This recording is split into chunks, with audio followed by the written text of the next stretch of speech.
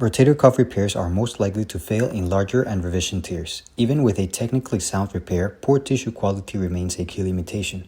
This is where augmentation comes into play. Welcome to SportsMed Snapshots. I'm Dr. Nicolas Ochoa Piovesan, fellow at Dalhousie University. I'll be showing you augment repair for those who want to look behind the scenes at real surgical techniques.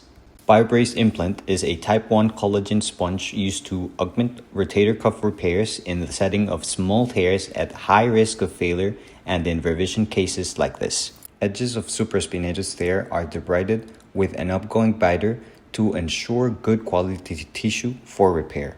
Removal of previous failed anchors is done with a grasper and tendon mobility is assessed.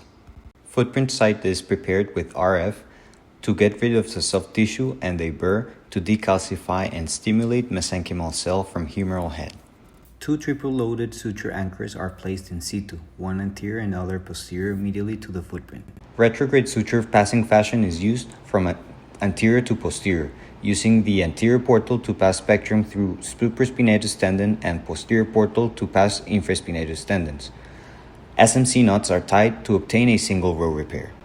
To be augmented, BioBrace graft is interpositioned with two free-strung sutures medially. These are previously passed through the tendon with spectrum and then through the graft with a first pass. Two more sutures are used at the corners, anterior and posterior, and loopy knots ends are tied down stay at the top of the graft. The graft is tailored to patient size defect, measured and cut in the side table, with gentamicin used and covered with gauze for protection. Loopy knots help drag graft inside a passport cannula into subacromial space with help of a grasper, while tensioning sutures from each side help secure down the graft in desired position. SMC knots are tied down matching suture colors from anterior to posterior, avoiding tangling.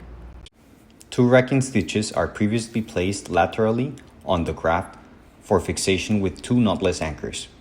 Anchors help modulate appropriate tension of sutures and graft over single row repair. Thanks for watching.